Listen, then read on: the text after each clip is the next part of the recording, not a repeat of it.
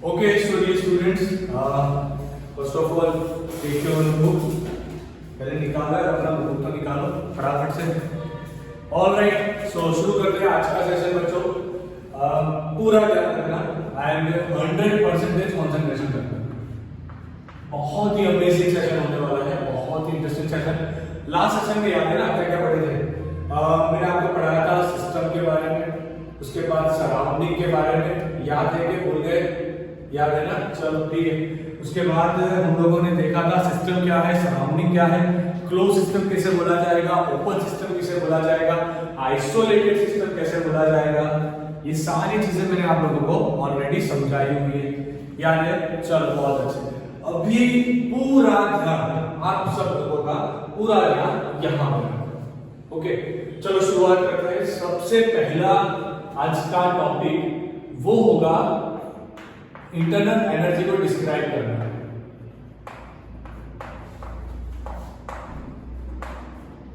इसे डिस्क्राइब करना है, इंटरनल एनर्जी को डिस्क्राइब करना है कि इंटरनल एनर्जी क्या है।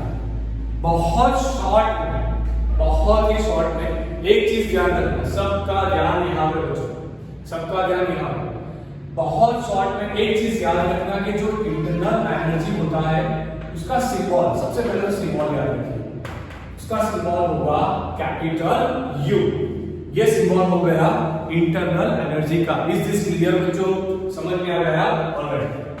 दूसरी बात, जनरली होता क्या है, internal energy U is equal to होता है क्यू प्लस डब्ल्यू। क्या होता है बच्चों? Q plus W. लिखो कॉपी में, लिखो कॉपी में फटाफट से। ये होता है क्यू प्लस डब्ल्यू। क्यू का मतलब हुआ हीट, डब्ल्यू का मतलब हुआ वर्क डन।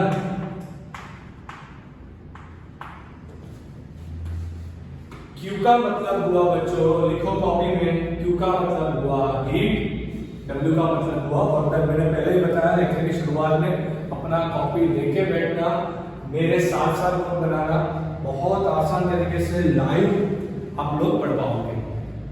ओके, तो क्यू का क्या मीनिंग हुआ बच्चों? हीट। डब्ल्यू का मीनिंग हुआ work done is equal to क्या आया? यू। इज इक्वल टू आया यू। एंड बच्चों इसे ही बोला जाता है फर्स्ट लॉ ऑफ थर्मोडायनामिक्स। इसे क्या बोला जाता है? First law of thermodynamics. Thermodynamic का सबसे पहला जो रूल है, सबसे पहला जो लॉ है वो कौन सा है ये स्टूडेंट्स? तो वो है U is equal to Q plus W. कई बार इसे डेल्टा यू, इस सिंबल को बच्चों डेल्टा बोला जाता है। डेल्टा का मतलब होता है डिफरेंस। डेल्टा का क्या मीनिंग होगा? डिफरेंस। डेल्टा का मतलब बच्चों निकलेगा डिफरेंस। तो अगर आपको ऐसा दिया जाए delta is equal to Q plus W, तो वो भी सही है, कोई डिफरेंस नहीं। एंड ये इसका फर्स्ट लॉ का मैथमेटिकल रिप्रेजेंटेशन है, मैथमेटिकल रिप्रेजेंटेशन है। ये चीज ध्यान रखना, गया दिमाग में? तो फटाफट से एक बार और अपनी कॉपी में लिखो। फर्स्ट लॉ ऑफ थर्मोडायनामिक्स बनेगा, फर्स्ट लॉ ऑफ थर्मोडायनामिक्स बच्चों बनेगा delta U is equal to Q plus W. Delta U is equal to Q plus W. हो गया? चलो बहुत अच्छे। अब डिस्क्राइब, अब आपको ये दोनों वर्ड्स को समझाना है कि एग्जैक्टली हीट क्या है, वर्क डन क्या है।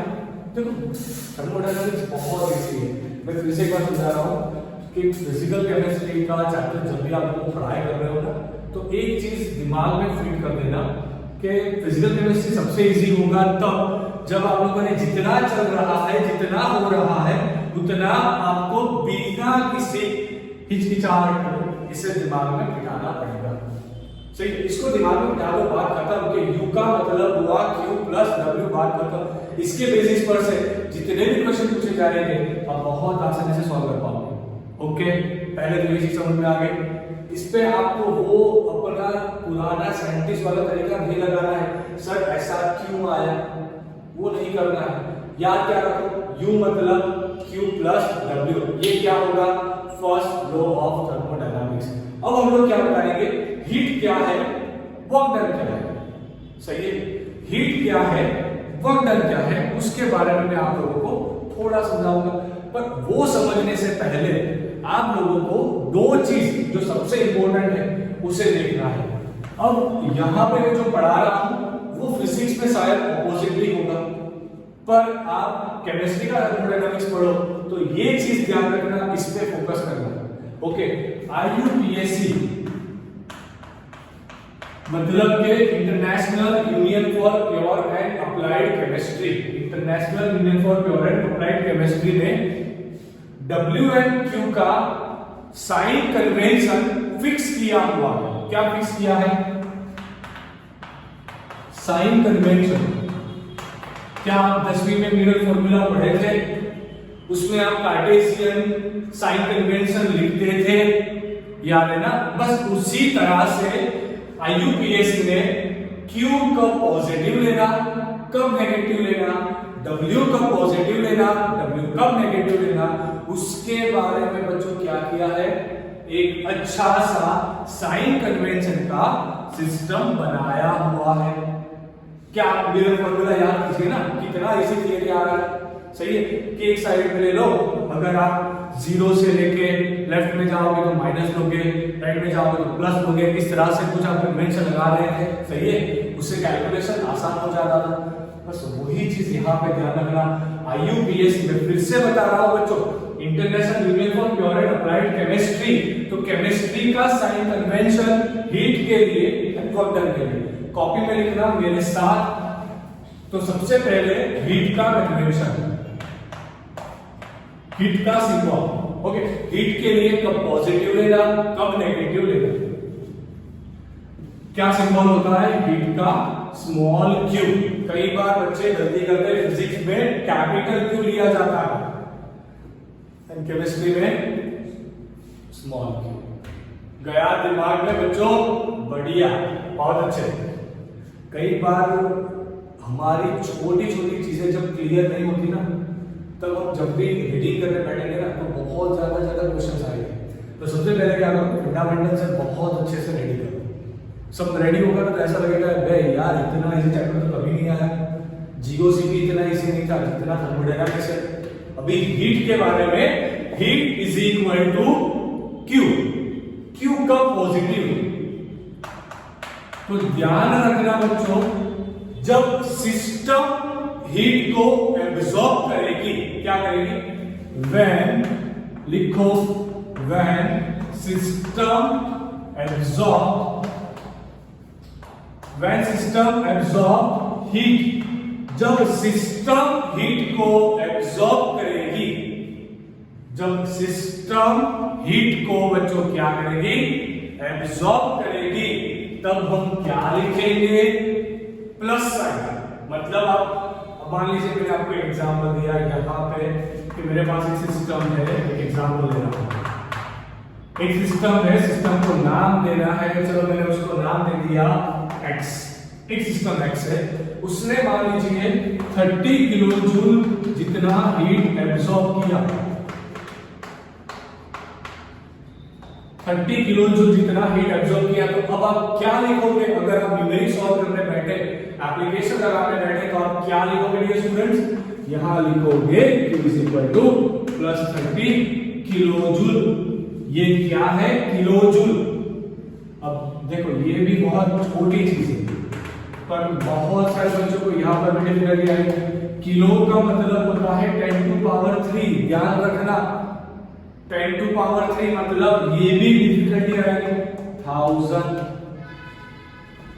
गया दिमाग में गया, चलो बहुत अच्छे। हीट कब पॉजिटिव लेंगे, जब सिस्टम हीट को क्या करे, एब्सॉर्ब करे। आपने कुछ कैटल लेके गैस स्टोव पे रखा, तो कैटल ने हीट को एब्सॉर्ब किया, तो कैटल के लिए Q कैसा आएगा, प्लस। गया दिमाग में, चल ठीक है। अब नेक्स्ट, Q कब नेगेटिव लेना है, Q कब नेगेटिव लेना है, तो इससे टोटली ऑपोजिट जाएगा। यहां पे तो लिखेंगे when system release heat to surrounding,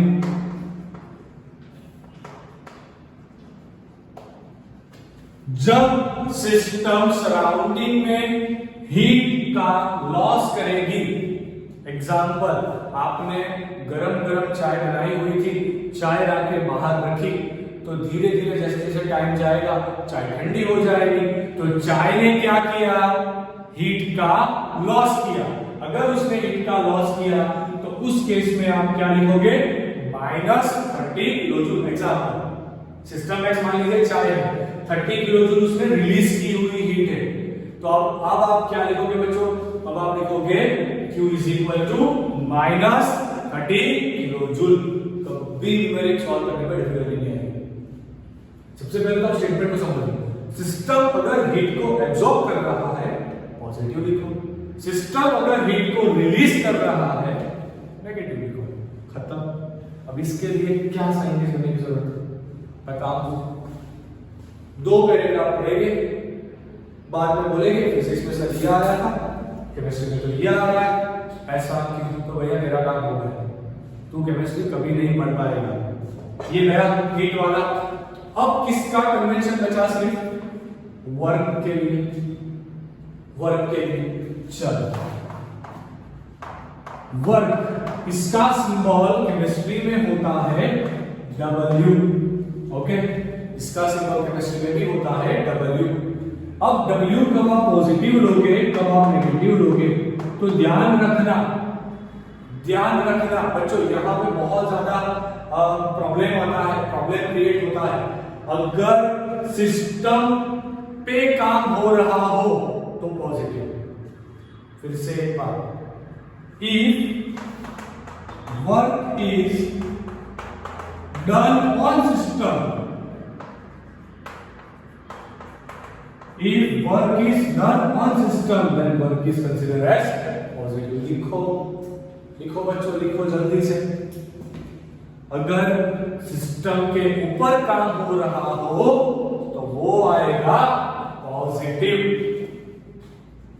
बच्चों positive.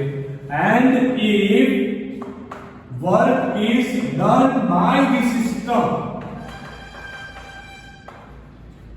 if work is done by the system, तब W आएगा नेगेटिव, अगर आपने सिस्टम के ऊपर काम किया, क्या किया बच्चों? काम किया, तब आएगा आंसर पॉजिटिव। एंड सिस्टम ने काम किया तब आएगा नेगेटिव। यहां पे बहुत कंफ्यूजन होती है बच्चों को कि सर ये कैसे? चलो समझाता हूं, ध्यान रखिए। ये हमने लिया है सिलेंडर देखा है अभी, वो गैस वाला आपके किचन वाला, उसका बात नहीं हो रहा। क्लियर? सिलेंडर आप वो इंजेक्शन आपने देखा होगा ना, उसका जो ट्यूब होता है उसे आप सिलेंडर बोल दीजिए। ओके, चलो अब घर पे अगर आपके पास इंजेक्शन है तो आप ये एक्सपेरिमेंट खुद भी कर पाओगे। उसके अंदर एक पिस्टन होता है, देखा है ना पिस्टन? ओके, ये होता है बच्चों पिस्टन। अभी आपने क्या किया? यहां पे कुछ गैस भरा हुआ है, यहां पे हमने क्या भरा बच्चों? गैस। अब मैंने इसके ऊपर प्रेशर लगाया, थोड़ा फोर्स लगाया, तो ये पिस्टन क्या जाएगा? नीचे जाएगा। मैंने क्या किया? ये वाली सिस्टम के ऊपर काम किया, पिस्टन दबाया, मतलब मैंने क्या किया? ये वाली सिस्टम के ऊपर वर्क डन किया, तब उस केस में आएगा प्लस। गया दिमाग में? अब आपने पिस्टन बहुत दबाया, मतलब गैस बहुत ज्यादा प्रेशराइज हुआ। अब क्या होगा? अब गैस कंट्रोल नहीं कर पाएगा, वो वापिस पिस्टन को ऊपर भेजने का शुरू करेगा। सही है? तो उस केस में गैस ने काम किया पिस्टन के ऊपर, तो उस केस में आएगा नेगेटिव। ये चीज बच्चों बहुत इंपॉर्टेंट है कि सिस्टम कब काम कर रही है, सिस्टम पे कब काम हो रहा है। सही है? अगर आपको ये चीज समझ में आ रही है ना, तो दैट्स माय गारंटी कि आपको पूरे थर्मोडायनामिक्स में कभी कोई दिक्कत नहीं आएगी एट द केमिस्ट्री। ओके, दिमाग में गया। यहाँ पे क्या करना था, फिर से एक बार, अगर पिस्टन पे आपने फोर्स लगाया होता तो आप सिस्टम पे काम करते पॉजिटिव साइन आता।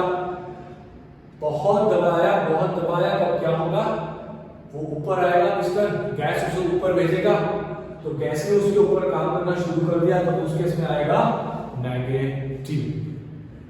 गया दिमाग में, अच्छे से पूरा समझ में आ चुका कि क्या करना था, कैसे करना था, कब करना था, क्या कैलकुलेट करना है, कैसे कैलकुलेट करना है। अब आपसे अगर कोई पूछे, देखो अब ये पूरा थर्मोडायनामिक्स का एक सिस्टम दिया हुआ है, उसी केस में बात करते हैं। मान लो ये जो वॉल है ना पिस्टन की, ये जो सिलेंडर की जो वॉल है वो एडियाबैटिक वॉल है। अब समझो बच्चों, बहुत इंपॉर्टेंट कंसेप्ट ला रहा हूं, धीरे धीरे करके आपको पूरा थर्मोडायनामिक्स समझाऊंगा। अब मान लो कि ये जो वॉल है वो कैसी है, एडियाबैटिक वॉल है। एडियाबैटिक वॉल मतलब क्या हुआ कि हीट का एक्सचेंज पॉसिबल नहीं होगा, हीट एक्सचेंज पॉसिबल नहीं होगा। तो आप U is equal to Q plus W, heat exchange possible ही नहीं होगा, तो ये तो निकल जाएगा ना, ये कितना हो जाएगा, जीरो हो जाएगा। आप बोलोगे सर कैसे जीरो हुआ, मानो आपने लिखा यहाँ पे delta is equal to delta Q plus delta W, इसका मतलब होता है बच्चों इंटरनल एनर्जी का change is equal to heat का चेंज, वर्क डन का चेंज। अब ये चेंज कैसे फाइंड करोगे, final heat minus initial heat. अब आप मुझे खुद से बताओ यार, दिमाग लगाओ, क्या यहाँ पे हीट एक्सचेंज पॉसिबल है? नहीं, क्योंकि मैंने सिलेंडर का वॉल कैसा लिया, एडियाबैटिक लिया। अगर मैंने वॉल एडियाबैटिक लिया तो ये final heat and initial heat तो सेम रहेगा, कोई चेंज नहीं आएगा, तो इसका ओवरऑल आंसर तो जीरो आएगा। उस केस में चेंज ऑफ इंटरनल एनर्जी होता है चेंज इन वर्क डन। अब जब ऐसा दिया जाता है एडियाबैटिक सिस्टम के लिए, तो बच्चे बोलेंगे कैसे आया सर, कहां से आया। अब आप खुद से दिमाग लगाओ, मानो कि सिस्टम में कोई काम नहीं हो रहा, कोई सिस्टम में काम नहीं हो रहा, पर सिर्फ हीट का एक्सचेंज हो रहा है। मान लो कि मैंने पिस्टन को कांस्टेंट कर दिया स्टेडी, मतलब कि नो वर्क डन, सिस्टम में कोई काम नहीं हो रहा, सिस्टम भी कोई काम नहीं कर रहा। उस केस में अब वॉल एडियाबैटिक नहीं रखी, अब क्या आएगा, तो delta U is equal to, ये जीरो हो जाएगा तो आएगा डेल्टा U। मतलब जब सिस्टम में कोई काम ना हो रहा हो, जब सिस्टम कोई काम ना कर रहा हो एंड वॉल एडियाबैटिक ना हो, तब change in internal energy is equal to change in delta Q होता है। गया दिमाग में, गया कि नहीं गया बच्चों, अच्छे से समझ में आया पूरा सेक्शन? तो फटाफट से लाइक करना, ओके, कमेंट करना, इसका स्क्रीनशॉट लेना जल्दी से fast.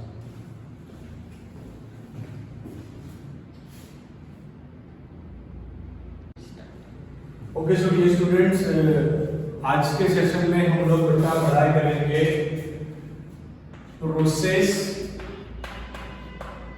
Of thermodynamics based on state।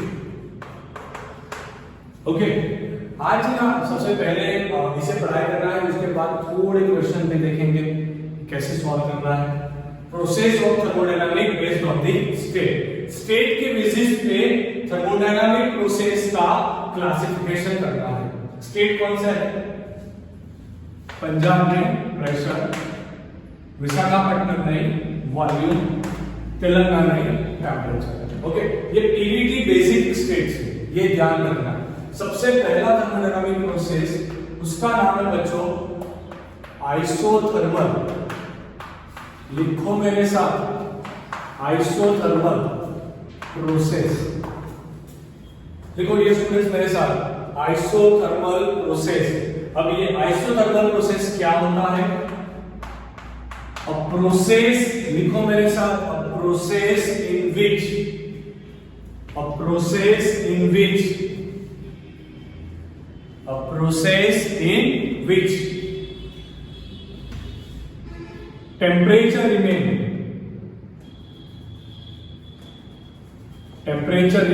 constant,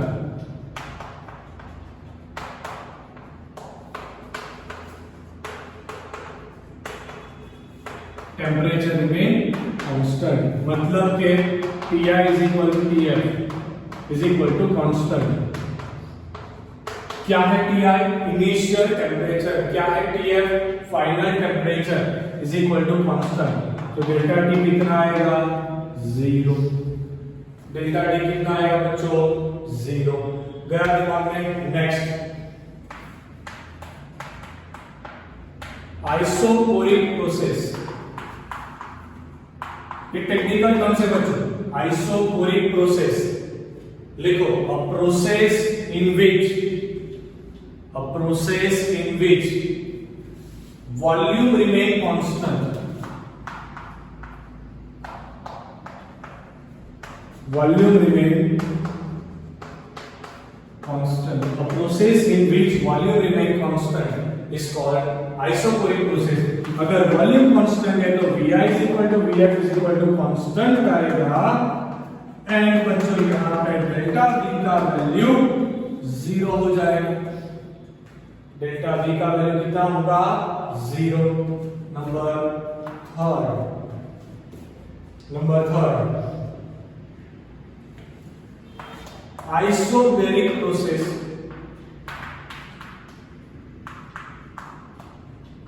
लिखो, a process in which, a process in which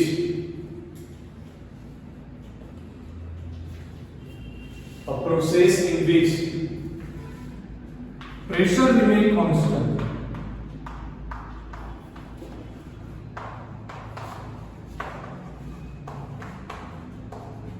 a process in which pressure remain constant, मतलब के Pi is equal to Pf is equal to constant। इसका मतलब हुआ बच्चों, delta of P is equal to 0, delta of P is equal to 0। Number 4, adiabatic process.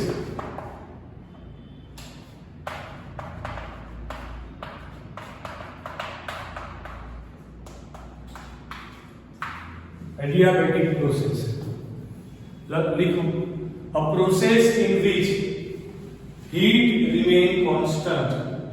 आगे एक example देखा था लास्ट सेशन में, a process in which heat remain constant.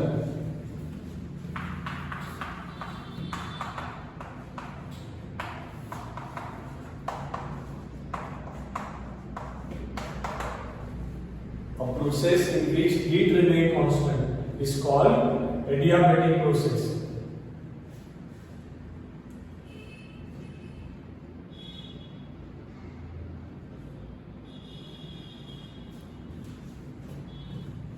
Next देखो, लास्ट वाला cyclic process.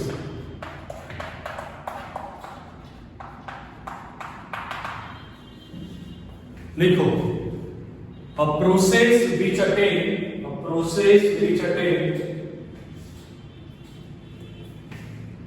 initial state by completing one cycle, is called cyclic process, and for cyclic process delta V is equal to 0 and delta H is equal to 0, delta V is equal to 0 and delta H is equal to 0।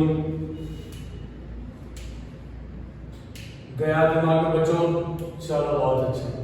अब तीन छोटे words है उसके बारे में discuss करवा रहा हूं। मोड ऑफ हीट ट्रांसफर लिखो,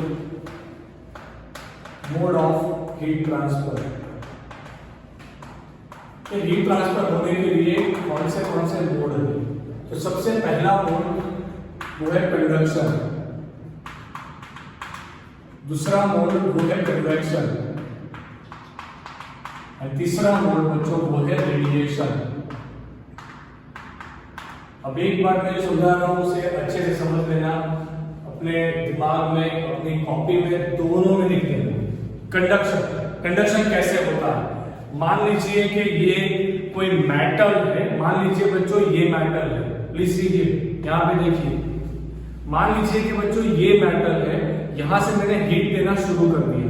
अगर मैंने यहां से हीट दिया तो थोड़े टाइम के बाद with in a second, with in 2 और 3 सेकंड मुझे मेरे हाथों में हीट फील होगी from the bar, metal bar. तो इसे बोला जाता है कंडक्शन। उसे क्या बोला जाता है? कंडक्शन। सही है। कन्वेक्शन किसे बोला जाता है? आपने पानी गर्म करना शुरू किया तो पानी गर्म कैसे होता है? सबसे पहले हीट आपने दी तो जो नीचे का पानी होगा वो हीट मतलब टेम्परेचर गेन करेगा, हीट गेन करेगा, टेम्परेचर बढ़ेगा, वो ऊपर जाएगा, ऊपर का पानी नीचे आएगा, मतलब एक करंट फ्लो, मतलब करंट बनता है, उस हिसाब से हीट फ्लो होता है। एंड वो मोड है बच्चों कन्वेक्शन। Last one radiation. आपने बॉनफायर देखा होगा, बॉनफायर में क्या करते हैं? फायर लगाया, दूर से बैठा, तो आपको जो हीट फील हुई सन से जो हीट निकल के आती है, हमें जो हीट फील होती है वो होती है वाया रेडिएशन।